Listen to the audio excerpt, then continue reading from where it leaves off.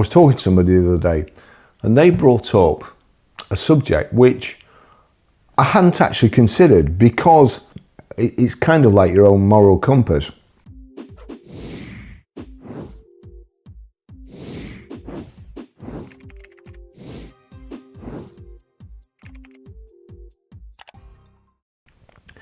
I've said before in videos, I used to have to go to BMW training, and the teacher asked, would you knowingly sell someone a car that you knew didn't suit their needs? And I said no. The teacher had gone through all the papers and asked me why. I was the only one out the whole class that said no. So she asked me to explain why. Now, I always, if ever I'm in a class, wherever, I always sit at the back. I try not to attract attention to myself. I don't want to ask questions. I'm not putting my hand up. Oh, miss, please. I know. Never done it. But she singled me out. Why not? Why would you not? And my answer at the time, it's a long time ago, my answer at the time was something like, because you burn a customer. If you sell them something, they think it's your fault. If there's anything wrong with the car, or they've made a mistake, they've done something wrong, they'll be down the pub, oh yeah, blooming sold me this pile of junk. And all of a sudden, you've sold one car, you've made a short-term financial gain, and before social media, I'm talking this way before social media, they're down the pub, they're in the office at work, they're in the canteen at work. Don't go there, but even though it's them that wanted it, you know, it's the salesman's fault. So it's the worst thing. Just one short-term financial gain means that you've worked so hard to get a customer, and not like they say, you've never sold a car until they come back for the next one. That's when you know you did a proper job the first time. So I said no, and they're all turning around and laughing at me, and you know, it's like virtually pointing, and I'm like shrinking into my seat, going under my desk slowly and slowly. And as I say, she said, Barrie, Crampton, you're the only one to say no. And then she waited for them all, and the laughing and pointing to die down. And then she said, he's right. And then she went through the reasons why not. And they were exactly the same as mine. They were exactly the same as what I just said. And as I say, I was fairly young then. But now we have this fair treatment of customers, FTC rules. And by rights, treating customers fairly, the rules that you have to adhere to, you cannot sell an electric vehicle in all good conscience. Because if they buy a petrol or diesel vehicle, it will cost them less money. If they're a cash buyer and they buy the two vehicles and they pay more for an EV and it's worth less after 12 months, you've not treated that customer fairly. You've not advised him properly. You know, because nobody believes me. Oh, you're a liar. Again, they don't say why I'm a liar. They just say, oh, you're a liar. They don't say you're a liar because, you know, this actually applies. So I try and, rather than just my word, I try and back everything up. Fair treatment for car sales customers involves transparent, honest and respectful practices throughout the buying process. Here's a concise breakdown of what fair treatment should include. And this is why I think in future there are going to be so many claims, you know, like PPP. Transparent pricing. Well, how can there be transparent pricing when you get a certain amount of discount, but fleets get 55%? No hidden fees or surprise charges. Well, there is a surprise charge. Clear breakdown of costs, vehicle price, admin fees, add-ons, financing. No pressure tactics or today only false urgency. 2. Accurate vehicle descriptions. Full disclosure of vehicle history, accidents, previous use, MOT advisories. Honest advertising. Well, you know, it's not. There's no, as far as I can see on electric vehicles, there is no honest advertising. But also to get around this, they have shills, don't they? They have mouthpieces who keep going on about how good these EVs are. It doesn't matter about them because they're not selling the cars, but they're influencing your decision to buy. So this is why I'm here. I'm here to stop all that crap that these people keep saying and to advise you properly, to tell you if an EV suits you, buy it. If you can charge at home, great. If you can charge at home, don't do it at night, okay? Don't do it while your family's asleep in bed. Don't do it.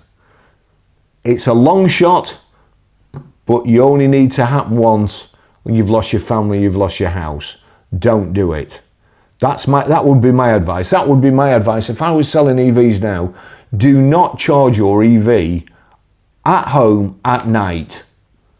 Okay? Charge it during the day. Park it as far away down the drive as you can once it's charged. I probably won't be selling too many EVs, but there you go. No misleading claims about features or condition. You know, like how many miles they'll do. But then advising people to charge up to 80% and then 20%. Like, say, for instance, something I've discovered just recently. I did 2 battery tests the other day, 2 different cars. Guess what? The battery in the one that's been fast charged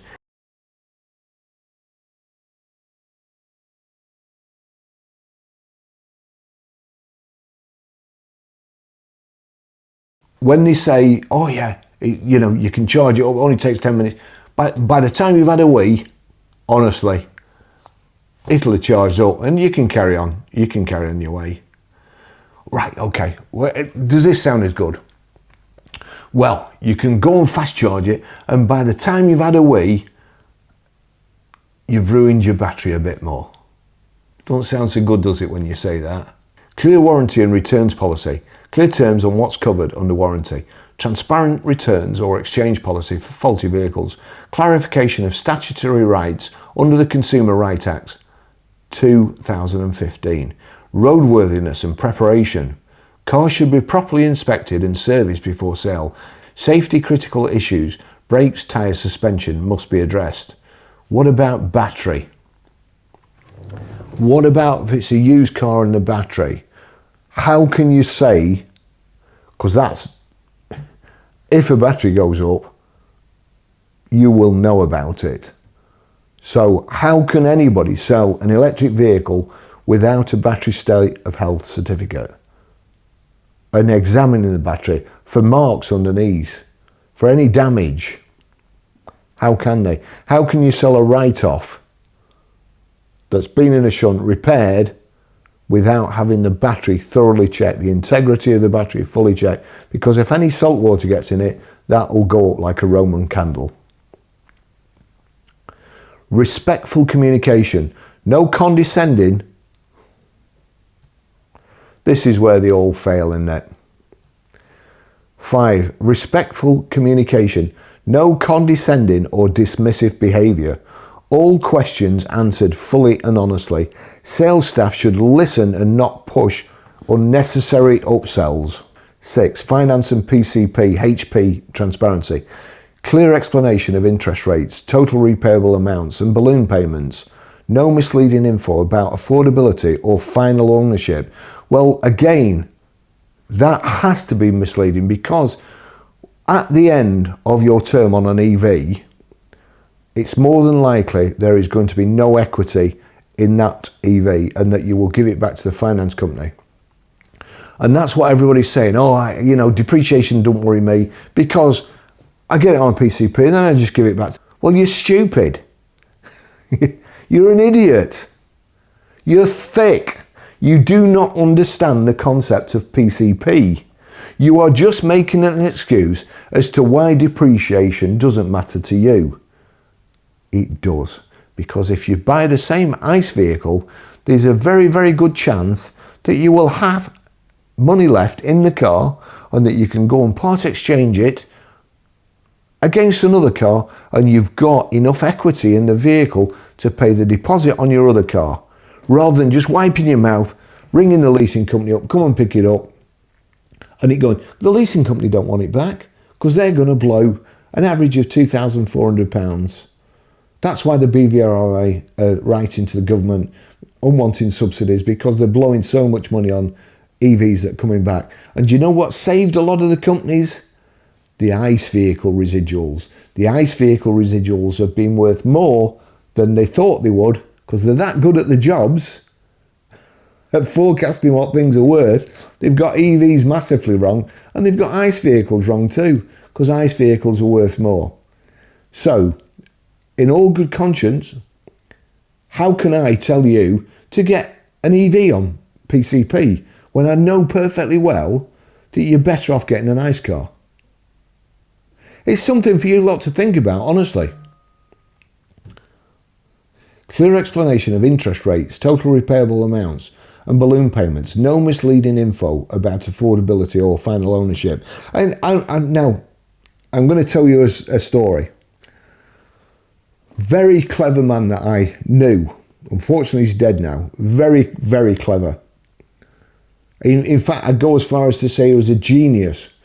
But certain people can be genius at some things and not at others. So he went to buy a new car. He went with his daughter. His daughter was advising him. He could have asked me. I'd have helped him. But his daughter didn't like me too much. I was going out with her sister, and she didn't like me very much. So he went and bought himself a car at a local garage. The finance, told me at the time, the finance deal was unbelievably cheap. Didn't know how they did it. Didn't know. Couldn't, it was just, and when he told me the deal, I thought, yeah, that is cheap. That is cheap, because you've actually borrowed less than the car costs. So it is cheap. I didn't say anything. 3 years came, and guess what? Balloon payment that he knew nothing about. 3.5 grand. The garage had sold it to him. He thought it was straight finance, 36 payments at this amount, but there's a balloon payment, and he had to pay the balloon payment. And honestly, this guy, scientist, absolute scientist, very, very clever man, gentleman, lovely man. But, and this is what I'm trying to get across here, I may not be the cleverest person in the world, but I do know about cars. So, try and take some bits on board. Even if you don't like me, please take some bits on board. No condescending or dismissive behaviour. That virtually, they may as well just put, UEV people. No! Because that's all they do. You need educating. If you don't want to buy an EV, you need educating. Post-sale support, swift handling of complaints or faults, assistance with paperwork like V5C transfer and tax setup, access to someone who can resolve disputes without being passed around. This is the question I've asked, because as I say, you lot don't believe me. I mean, I've got a bit of intelligence, I've got limited intelligence. This is artificial intelligence.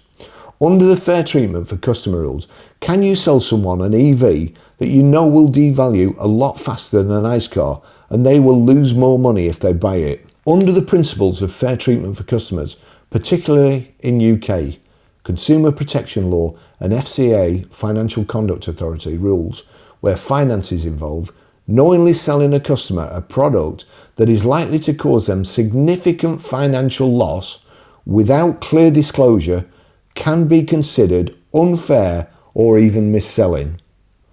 You lot remember this. Transparency about material facts. If an EV is known to depreciate faster than ICE equivalents, and that significantly impacts ownership costs or finance terms, e.g. balloon payments, resale value, that should be clearly disclosed. So that should be clearly disclosed on every EV. Suitability assessment for financed vehicles. Under FCA rules, the product must be suitable for the customer's needs and circumstances. Well, they're not. You know, I go on motorway and car wow every day, and I see 3-month-old cars on 60-month agreements, and they're selling them already. Then, to me, that should be a complaint. It doesn't suit my needs. It just doesn't. Avoidance of misleading statements. So now listen this, and listen this. Look at Auto Trader, look at CAP, look at everybody involved with EV sales. How they're trying to tell you all the time that EVs are stabilising. I've gone back through my tweets for years. EVs are stabilising, EVs are stabilising, EVs are stabilising. Month after month after month, it's all been rubbish. Avoidance of misleading statements, suggesting that EVs hold their value. Cheaper to run. EVs are cheaper to run. No, they're not. When you take all the costs into account, all the running costs, EVs aren't cheaper to run. The Climate Intelligence Unit,